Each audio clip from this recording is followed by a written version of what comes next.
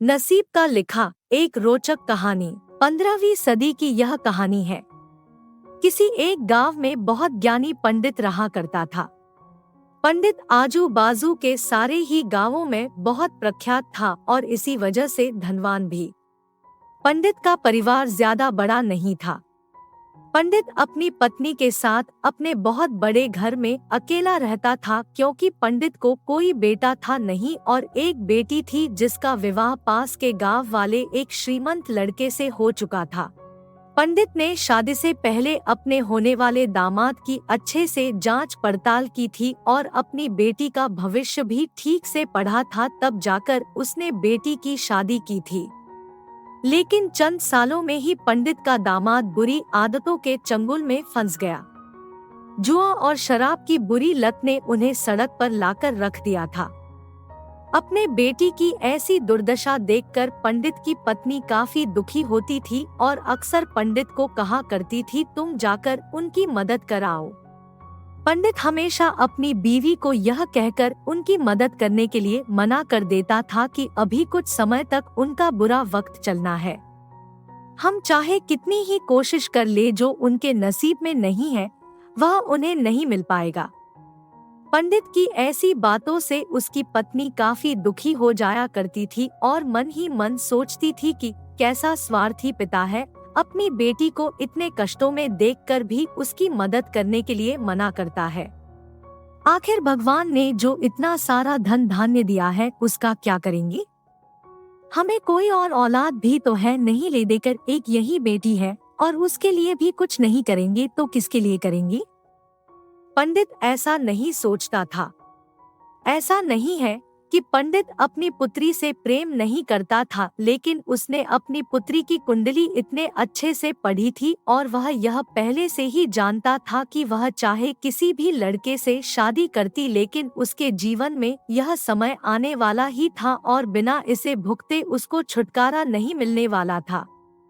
एक दिन खाने पीने के लिए भी मोहताज हो चुके पंडित के बेटी और दामाद उसके घर पर आए। पंडित ने और उसकी बीवी ने दोनों का खूब आदर सत्कार किया और खूब अच्छा खाना खिलाया। बेटी और दामाद की पंडित से सहायता मांगने की हिम्मत ना हुई, इसलिए वह बिना बोले ही वापस अपने घर को लौटने लगे।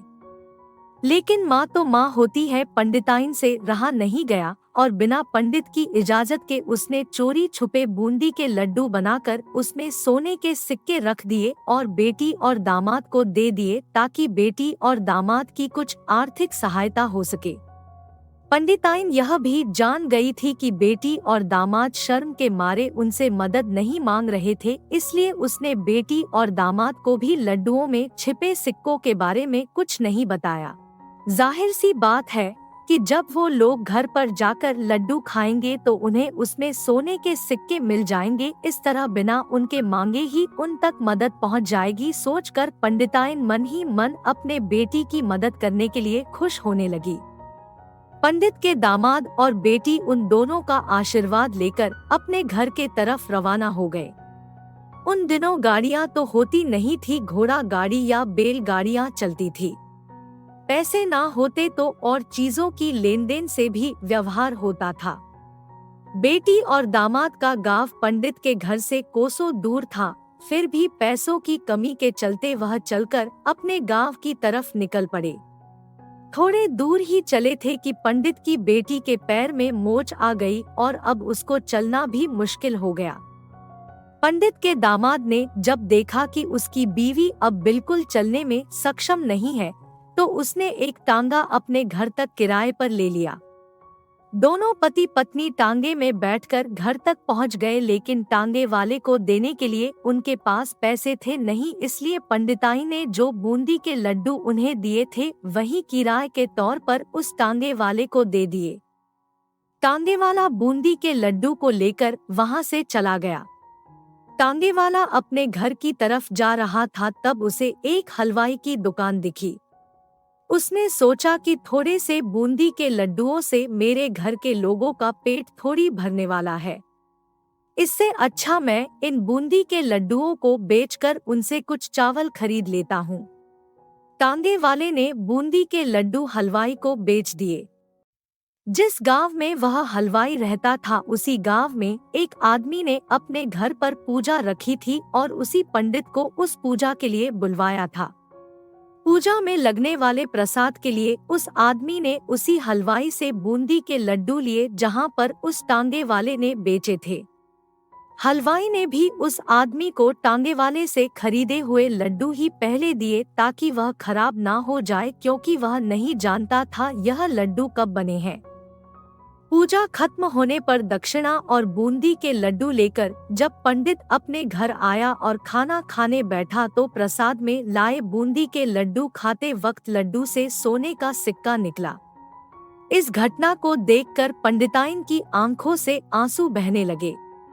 पंडित ने जब पंडिताइन से उसके रोने का कारण पूछा तो पंडिताइन ने पंडित को सब कुछ बताया और पंडित से उनकी बातों पर भरोसा न करने के लिए माफी मांगी। पंडित ने पंडिताइन के आंसू पोंछे और कहा कि तुम्हारी तरह मैं भी हमारी बेटी को बहुत प्रेम करता हूँ, लेकिन अगर हम उसकी अब मदद करते हैं तो दामाद हमसे हमेशा ऐसे ही मदद की अपेक्षा रखेगा और अपनी बुरी आदतों को कभी नहीं छोड़ेगा। पंडिताइन भी अब पंडित की बातों से सहमत हो गई। 2-3 महीने बीत गए। पंडित के दामाद और बेटी फिर से एक बार उसके घर आए और इस बार उनकी परिस्थिति पहले से बेहतर थी, क्योंकि पिछली बार खाली हाथ जाने के बाद दामाद ने नया काम शुरू किया था और अपनी सारी बुरी आदतें भी छोड़ दी थी। दोस्तों, नसीब का लिखा नहीं बदलता। यह कहानी आपको कैसी लगी?